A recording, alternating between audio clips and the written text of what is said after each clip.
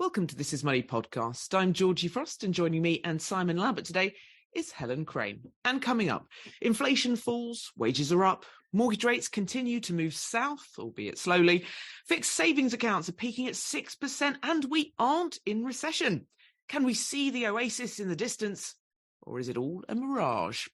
Also today, Rishi vows to keep the triple lock for now, but can we afford it? Forget political views, banks are now closing accounts for being too charitable, says one reader. And need to fix your own furniture? Pass the toothpaste. Don't forget, you can stay up to date with all the latest breaking money news. Just go to thisismoney.co.uk or download the app. Don't forget, you can stay on top of what's going on in the markets by tuning in to the Digest and Invest podcast by eToro. Go to your regular podcast platform and listen on the go. Digest and Invest by eToro, the podcast for those interested in trading and investing. But first, crack open the champers, everybody. Inflation is falling. The 2% light is at the end of the cost of living crisis tunnel, which means the Bank of England is obviously going to stop with the pesky rate hikes. Mortgages are going to fall and we can all go home. Thank you. Right? Simon, welcome. Inflation. What's the latest? Why is it falling? What's down? What's up? Can we all go home? Well, inflation figures, not too bad, not too shabby, okay? 6.8%. I mean, under any normal circumstances, you would consider that pretty shabby. But the fact that this is inflation that had been above 10% not so long ago makes this look pretty good and like something to celebrate. It was actually pretty much bang on the forecasts. So it was in line with expectations. That means that there wasn't any nasty stuff in there to make markets freak out. But if you look below the headline figure, what you'll find is that core inflation, this disturbing underlying number that strips out volatile energy and food prices and also alcohol and tobacco, because those are largely taxed, remains stubbornly high. It's stuck at 6.9%. It was also at 6.9% the month before.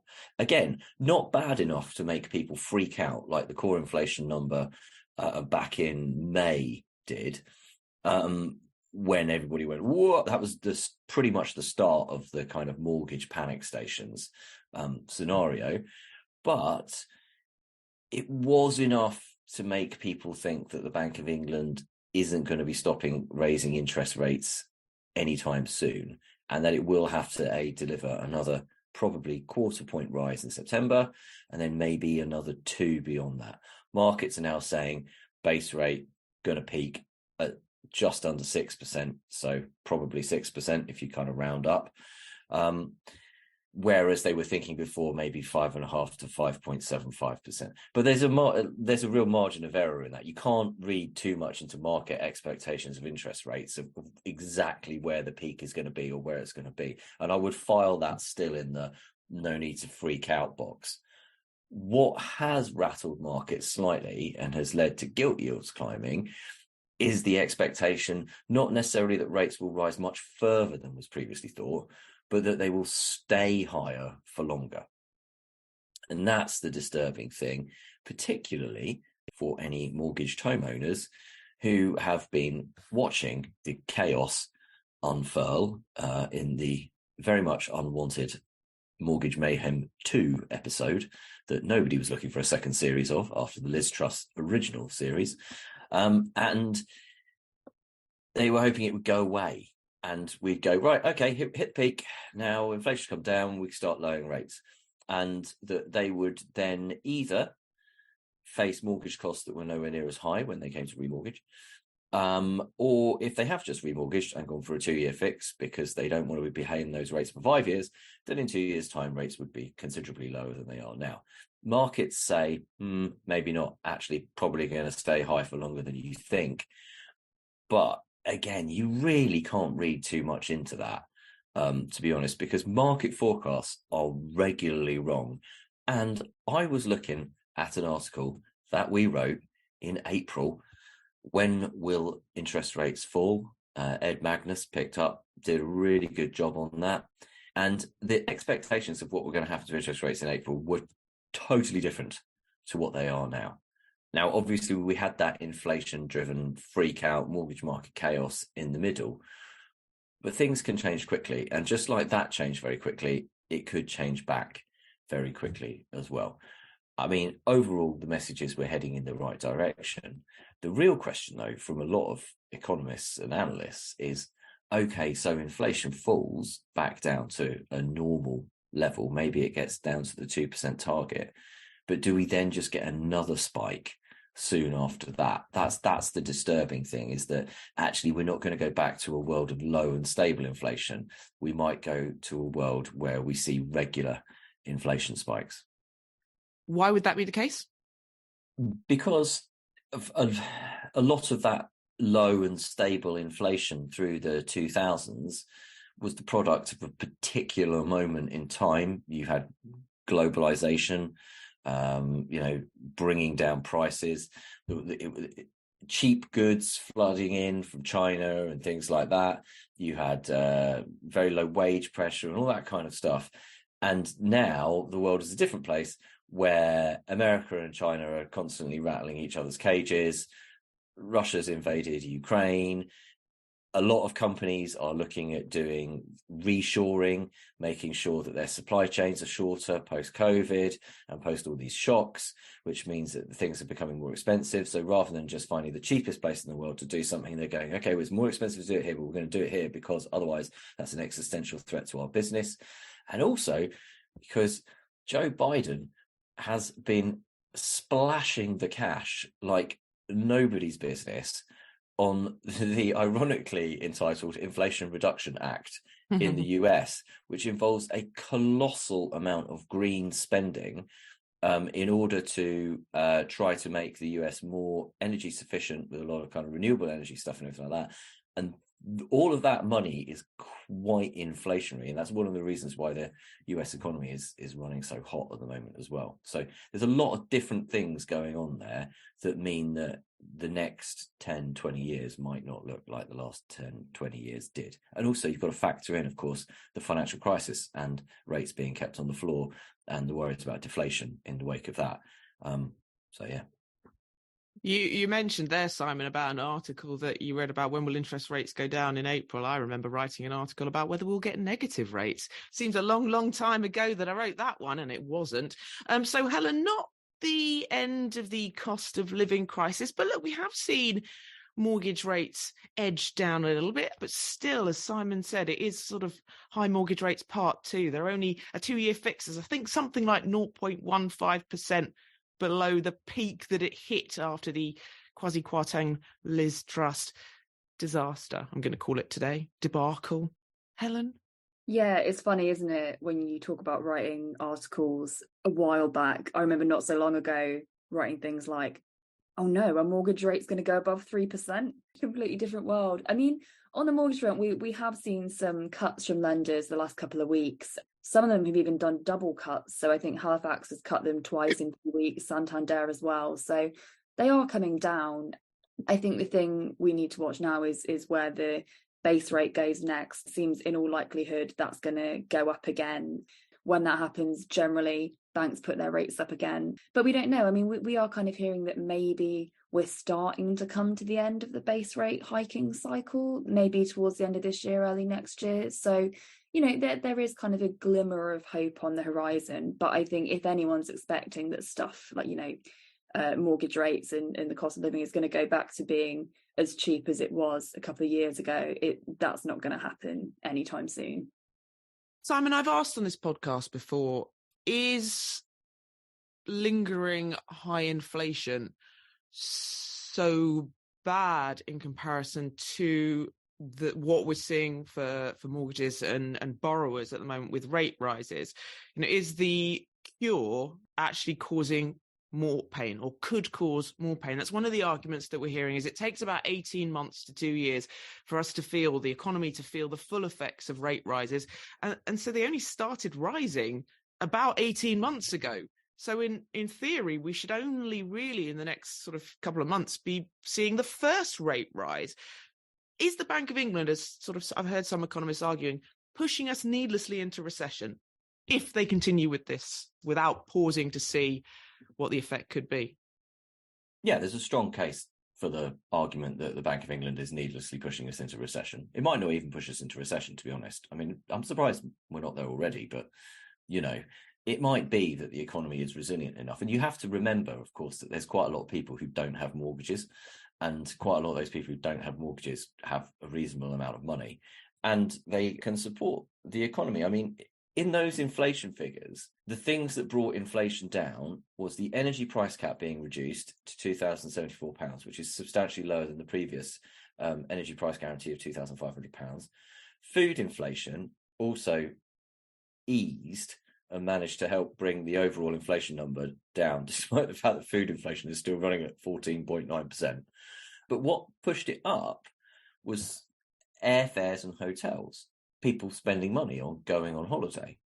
Now, if you align those two things with the horror stories you read about how people's mortgages are going up by £500 a month, and where am I going to find £500 a month or £1,000 a month or whatever, and then everybody spending so much money on holidays and hotels that is driving up the inflation numbers, it's quite difficult to square those two things. But economies are quite complex. And we've seen this in the past where, even in the wake of the financial crisis, I remember, financial crisis was pretty bad. People were worrying about banks going under on a daily basis. It went out in the centre of London, the restaurants were full, the pubs were full, that kind of thing. I mean, even, now when we talk about recession and things like that, it's like, really? People are struggling? Cost of living crisis? Because I see a lot of people spending a lot of money. But people will choose where they spend the money. And in aggregate, it's the how it hits. And in aggregate, this is taking a lot of money out of the economy and giving it to banks who get to charge higher mortgage rates. But the hit to those people who are facing this is substantial. We talked about this on the podcast last week. Helen wrote the article about, is your mortgage hike going to swallow your pay rise? And then some, basically for most people. And for a lot of people it is. And those are the people who tend to be younger. They have the bigger mortgage payments anyway. They might have young families or older families or kids. It disproportionately hits the under 50s, let's say. So you probably don't have that many people in their early 20s who own a home.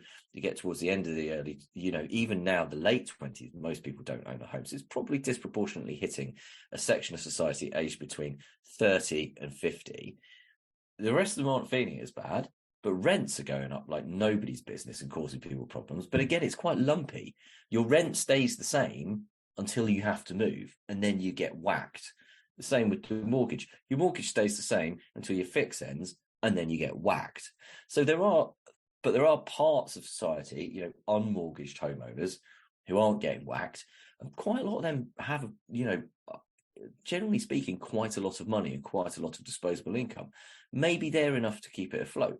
But even if we don't go into a recession, it doesn't mean that the impact isn't quite heavy. And yeah, I do think there's a very strong argument that rates have gone up so quickly in such a short space of time that the Bank of England isn't really allowing the effects to filter through. But what the Bank of England's trying to do, as we've said before, is it can't do anything about the inflation that we've seen already. That 6.8%, a lot of it's still hanging over us from food inflation, energy price inflation, all that kind of stuff. That was the big double-digit numbers that we've seen. Sorry.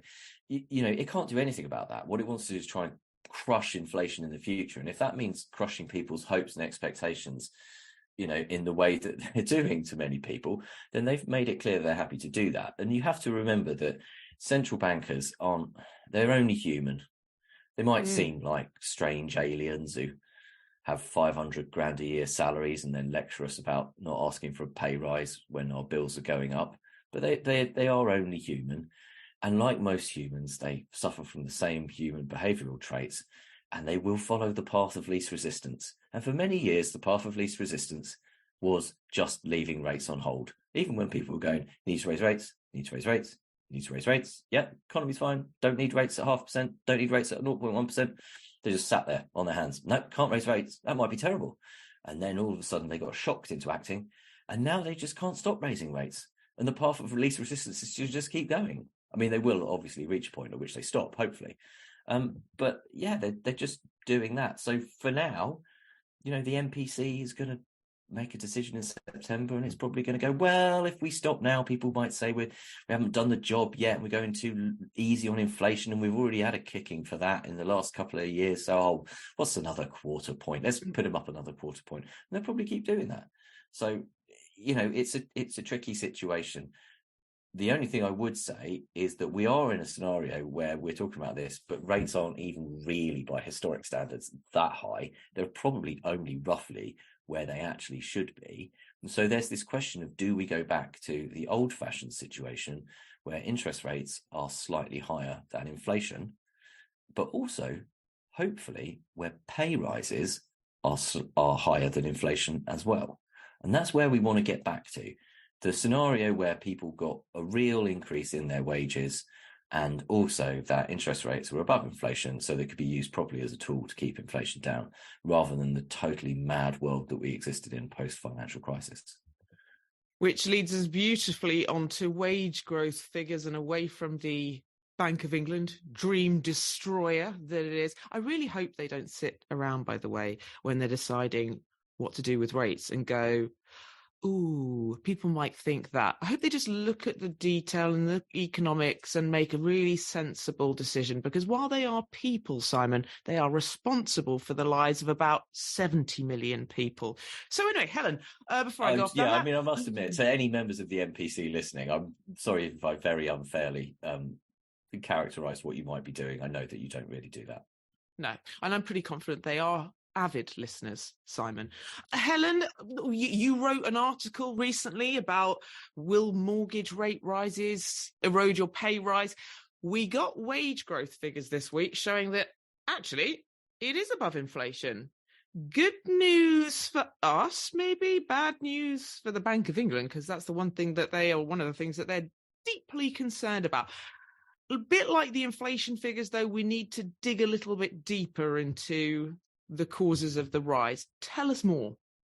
Yeah, so this is legitimately some quite good news on the face of it. You have to be a bit careful about comparing the figures because they do relate to slightly different time periods.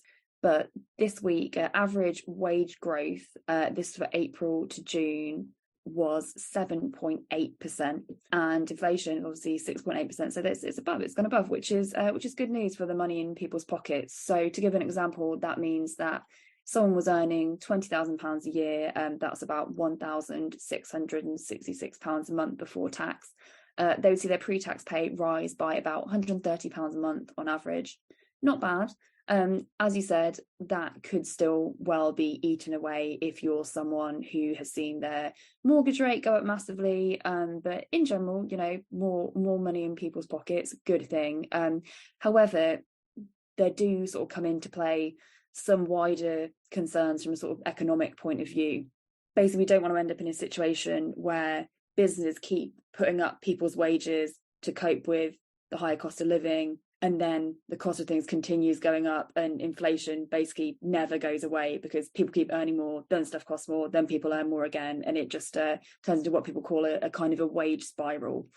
Generally, I think it is good news for people. Something else that's interesting, though, when you dig into the figures, wage rises are quite different depending on what kind of job you're in and also how much you earn. So these figures, public sector workers, their wages went up quite a lot, 14%, but that's because they got this one-off cost of living payment of £1,500. So they are civil servants doing pretty well.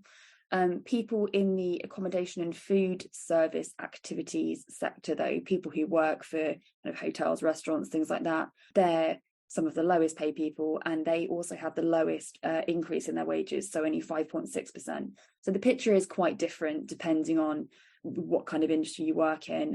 Also, looks like higher earners are kind of doing the best in terms of wage rises, which isn't necessarily a good look for them. So since June 2021, Britain's highest earners, that's those in the 99th percentile of wealthiest people, they've seen their average monthly pay go up from £13,391 a month to £15,081 a month. That's an increase of 12.6% in a couple of years.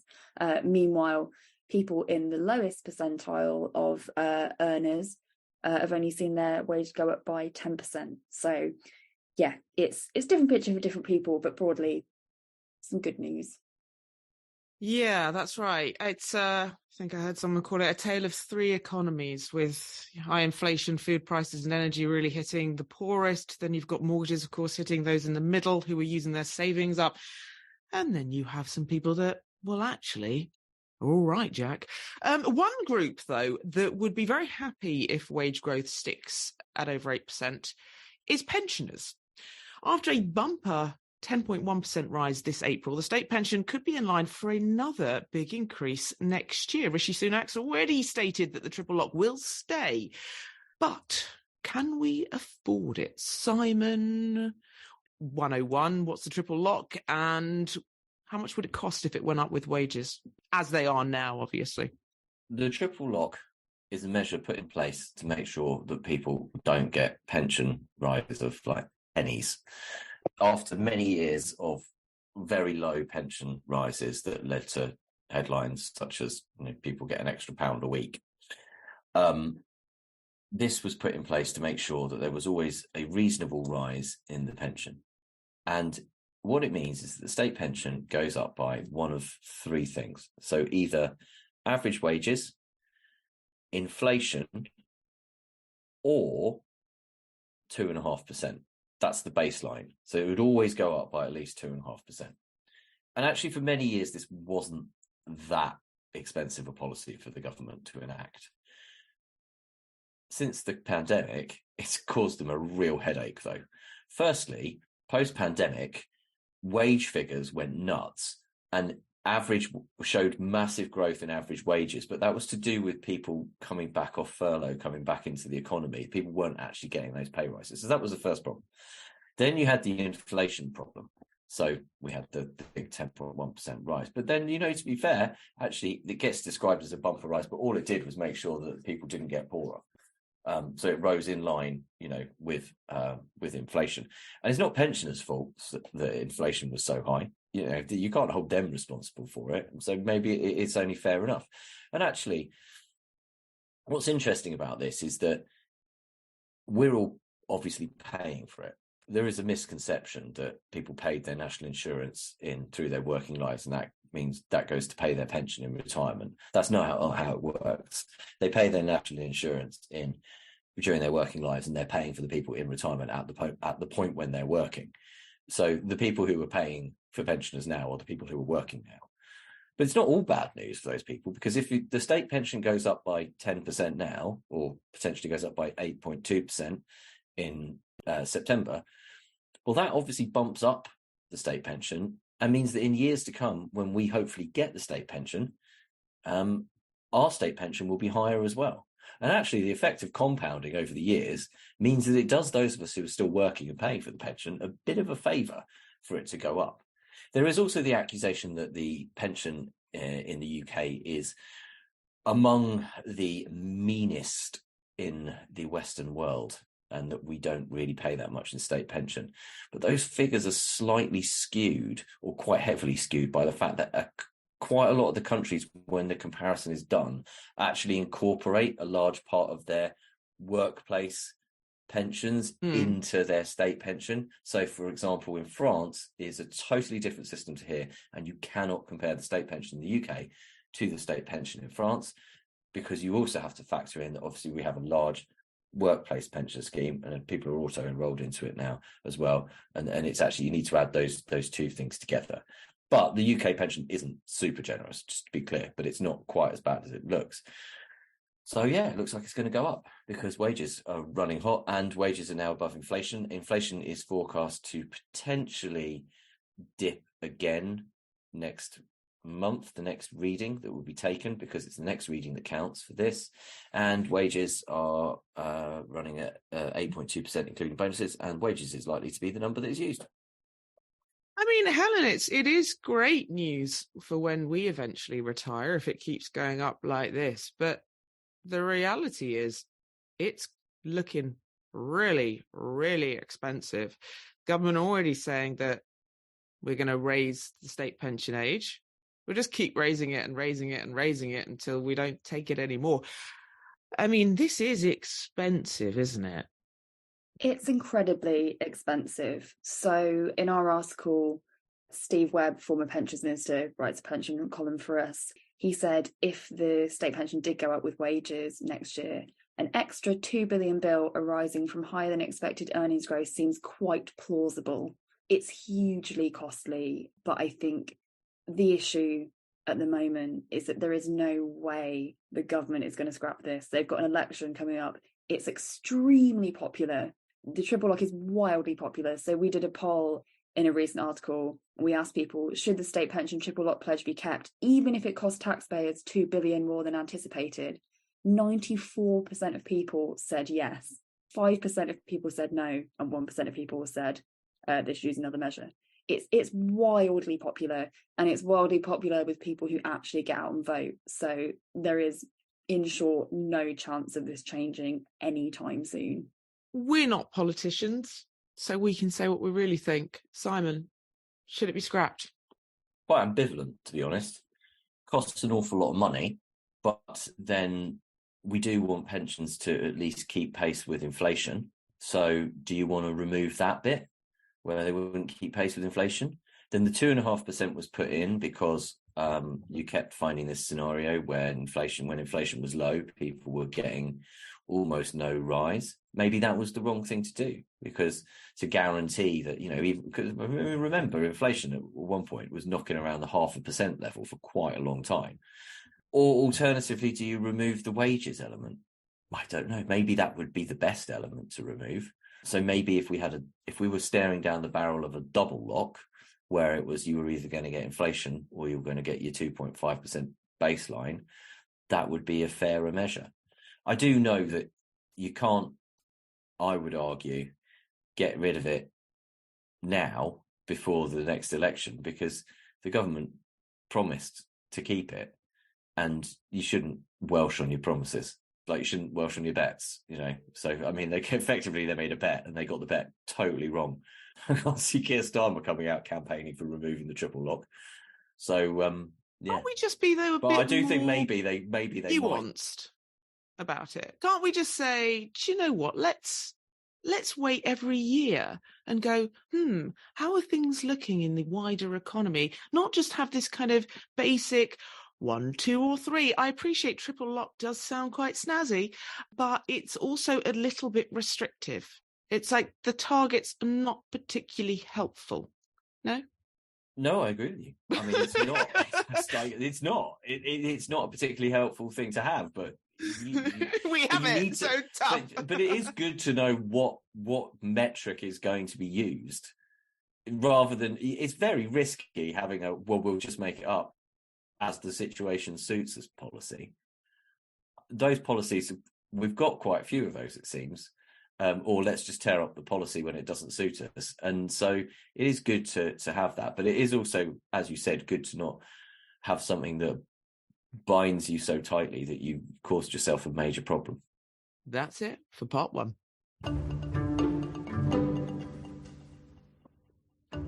I'm joined now by Sam North from eToro for our weekly look at what's been happening on the markets. Sam, how has the past week been? An interesting one, for sure. We're set to finish the week with the third decline in a row for US equity markets. A mixture of a few things have added to this.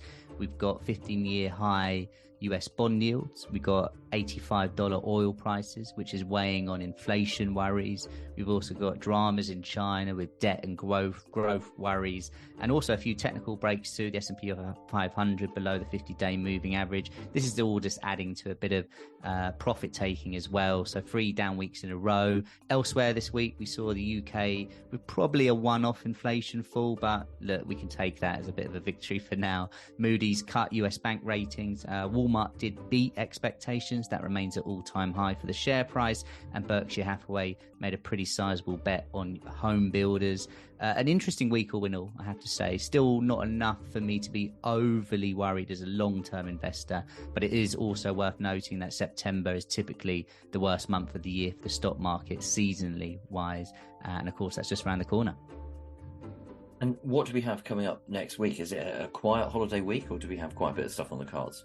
Hopefully. I mean, it's the last full week of August, so you could be forgiven for thinking it would be a quiet one, but things do feel like they're just starting to spice up again, especially with the China news. Scheduled wise, we've got the Fed and other global central banks at Jackson Hole, which is always worth tuning in to see if they make any comments on monetary policy. This time last year marked the short-term top in US equities as Jerome Powell spoke quite hawkishly. Will he do the same again? We'll have to wait and see. On Wednesday, we've also got Nvidia's quarterly earnings. Last quarter, that really propped up the market. So there'll be a lot of people hoping it will do the same thing. Also reporting BHP, Baidu and Zoom, worth keeping an eye on for sure. PMI data on Wednesday. And then we also have the first Republican primary debate on Wednesday too. So worth, again, sort of tuning into that to see how that develops. All in all, I'd say there's enough to keep us busy as we get to the back end of the month. Well, we'll catch up this time next week, and hopefully you'll be telling us about how it was a good week on the markets and they went up instead of down. Yes, fingers crossed. Thanks very much, Sam. Cheers, Sam. Welcome back. Crane is back on the case, and this time it's more bank account closures. But this time, however, it's for being too charitable. Helen? Yeah, so this is a really interesting one. Obviously, we've heard a lot in the last few weeks about debanking. Nigel Farage is the face of debanking. Everyone's talking about it. So I've had quite a lot of people get in touch with me and say, I've been debanked as well. I will say a lot of them for much more kind of probably interesting reasons than Nigel Farage, including this poor man who emailed me a couple of weeks ago and he said, Nationwide have frozen my bank account. So they didn't actually close it, but they put a complete block on his debit card, couldn't make any payments online, couldn't get any cash out. So he was absolutely stuck. He literally said it happened one day when he was at work. He works quite a way away from where he lives. He was like, I had to borrow cash from one of my colleagues to get home from work. Like, it's mad how these things can just happen. No explanation. They're just like, yeah, your card's blocked. We're closing your account. And they don't like to really often explain why it's happened. So the banks would say that it's a fraud protection. So they don't want to tell people why they're freezing bank accounts, because banks say that would make it easier for people to get around the rules and basically defraud them. But it's obviously immensely frustrating if you're a person who's had their bank account frozen or closed. And this man said he couldn't even, he was running out of food because he literally just didn't have access to any of his money. And his account was with Nationwide. So I got in touch with him and tried to say, what's going on? Can he get any money? He couldn't even go. So he wanted to go to a branch and just see if they would give him like 20 quid to just buy some food. But they were like, no, like, can't be done, account frozen. So when I spoke to them, it turned out there was a really interesting reason for this. So he thought it might have been because he'd recently received an inheritance, a big unexpected sum going into his bank account. That's quite a common reason why this kind of thing might happen. But no, it turned out it was because he'd been doing too much charity work. So this man is a volunteer for the Trussell Trust, the food bank charity in his local area in Scotland. And as part of that, he does online orders for food with his local Sainsbury's. And then the arrangement they have is that they refund him the money. So in the space of a couple of months, he'd made 80, 40, 50, 60 pounds transactions with his local Sainsbury's, and they'd all been refunded back. And that is what Nationwide had flagged as the issue on his account, because everything was being refunded. And sometimes the amounts were a bit different between what he'd paid and what they refunded, just because of the kind of arrangement that he has with them for sort of costs, and they donate a bit of money to the charity as well.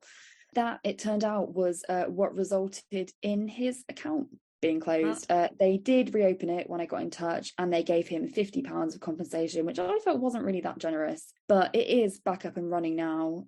But yeah, why? You just don't expect these kind of reasons that something would be closed, and it shows you, like, it could be almost anything. I mean, you have no idea. And I'm sure, if he'd been aware that might be an issue, he could have just called them and said, oh, just so you know, I'm getting a lot of refunds because I do this. And if that might be suspicious, then here's some proof of what I'm doing, and it would never have happened. I think it's a tricky one, because it would be great if banks could be more open about the rules so people could, flag things to them. But then obviously they don't want people knowing how to essentially scam them. So it's a tricky one, but there's loads of debanking at the minute, and people are really mad about it because it's really annoying not to have any of your own money. Annoying. It's in this day and age, it's almost impossible to get around and live a normal life. It's extraordinary. But in my Georgie utopian world, where people sensibly make decisions and that sort of thing, why did no one call him and say, like, scams or something? You get a message going, did you make this thing on your account? Why can't they say, is this right? Did you mean to go to Sainsbury's this often? I mean, I've not heard of money laundering through Sainsbury's, but you never know. Or is that part of the rules that say that they're giving him a tip off, presumably? So he didn't get any of those alerts when he was making the transactions. And I think that's because you often get those when you're making a transfer to like an individual rather than obviously a well-known company like Sainsbury's. And I think also the issue was the volume of transactions. So one purchase and refund wouldn't be flagged because that's not necessarily suspicious, but it was a volume of them. And I think that's something that these automated fraud systems can't necessarily track. But I think that, it clearly could have been sorted quite a lot sooner than it was. He called them obviously straight away when it happened. And they said he had to wait 7 days to speak to someone in the fraud team to give them time to investigate. I mean, that's just far too long. Like you said, you can't live without a bank account in this day and age. It's a basic essential. And I just think the banks need to sort it out because it should be able to be done in hours. I was going to say, does that show the volume of cases that they're having to deal with, or is it just protocol? That's what the chain of command. Do you know what I mean? Yeah, I mean, because it could surely be done within a day. Yeah, probably both. I mean, perhaps there is something in. It definitely seems like there's an increase in debanking at the moment. I think part of it is we're hearing more about it because Nigel Farage is out there campaigning about it.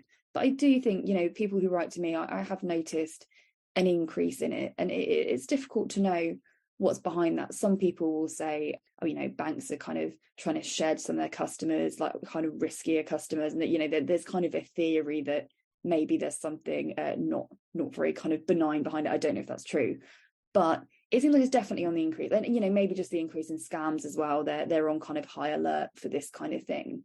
But yeah, I mean, it should be quicker to sort out. And if people are having to wait a week, just hire more staff. Like obviously they need time to investigate it, but it can't take a week to get access to your debit card back.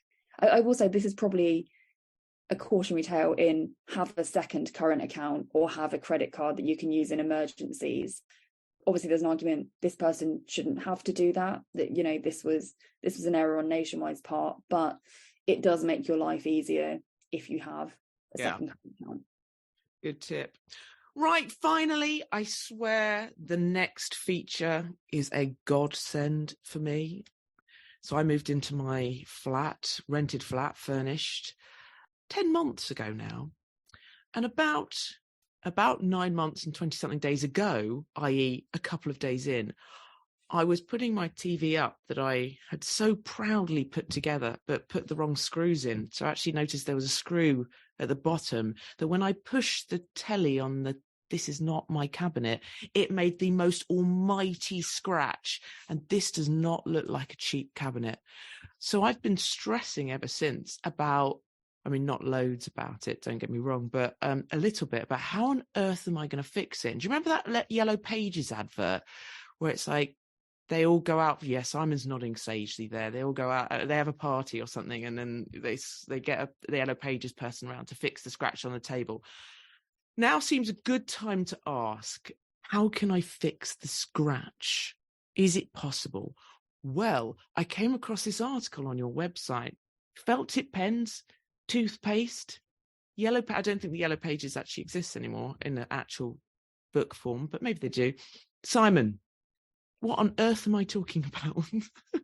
Okay. In the latest episode of Toby Warren's Make, Do and Mend series, he is making your furniture as good as new.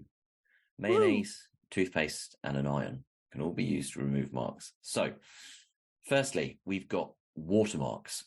How do you remove watermarks? White ring marks on wooden tables, usually caused by moisture penetrating the surface's protective finish. So, Darren Eaton of NH Eaton, French Polishers in Bishop Stortford, says, first, take a step back. Your first task is to discover if the work furniture is waxed, lacquered, oiled, or varnished. Easy for a trained eye.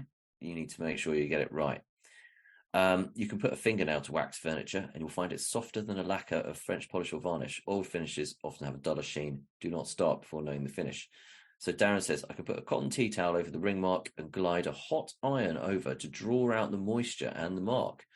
Other options that can banish such water stains include rubbing the area with a cotton cloth dipped in mayonnaise or toothpaste. Both of these contain a mild abrasive. And there's various other ways to fix your furniture. Your scratch, I'm not sure how you get rid of your scratch. I'm just trying to find out how you get rid of your scratch here. I can sand off stains. Scratch. I'm not so sure about scratch. What you do with scratch? I think that's where you require some French polishing, isn't it? I think French polishing is the way that you get rid of a scratch. What I was just going to go for felt tip pen or something like that, or some sort of you need to be very careful about just getting advice from your mates, particularly if your mates know nothing about it or are not very sensible, or if anybody's listening to this are teenagers or young, because I know that a friend of mine, there was a story when he was a teenager that involved people around his house. Something got left on the table. There was some kind of mark. And I believe the suggestion was that needed to put some wine on it or something. And then that obviously made it worse. And then someone said, no. What you need to do is you need to put like something on top of it that's flammable and then burn it off. Like, so then obviously that's just like made it even worse. And then they had to get in a professional furniture restorer to fix it for them at great cost because they had made it substantially worse. If anyone has any tips for me, please, a big request here. Help me out. Tell me how I can get rid of that scratch. I think it's wooden-y thing. Can't think what the colour is. Sort of moly colour. Anyway, that's it for this week. Good luck finding a felt tip pen that colour. I know. I can't think what taupe, is that what they call it? What's the word? I don't know. Taupe's colour. Yeah. Oh, there you go. It looks about taupe. That. Maybe some paint. I mean, basically, if you had a scratch and you got a felt tip pen and you coloured it, looking at it now, it might look better than it does now. The risk is it looks worse. Yeah, I mean that's the dilemma in life generally, isn't it? It could go one way or the other, Simon. Right, that's it. You can keep up to date with all the latest breaking money news. Just go to thisismoney.co.uk or download the app. If you have any comments or questions for the team, anything you'd like them to look into, or any tips for me, Simon. You can email us at editor@thisismoney. You can tweet us at thisismoney, and you come to thisismoney.co.uk/podcast. Join in the debate in reader comments. Yeah, I wouldn't email Simon about my tips because he doesn't care. I do. So just getting. You want to tell Georgie how to fix her furniture? Tweet Georgie. Do that. I don't actually look at tweets anymore or that much. Don't you? But crack on. Instagram. Would you want to fix your furniture or not? All right, I'll look at it for the next week. I'm online. Right, that's it. If you like our podcast, why not rate us wherever you found us? It helps other people find us too. Don't forget, you can stay on top of what's going on in the markets by tuning in to the Digest and Invest podcast by eToro. Go to your regular podcast platform and listen on the go. Digest and Invest by eToro, the podcast for those interested in trading and investing.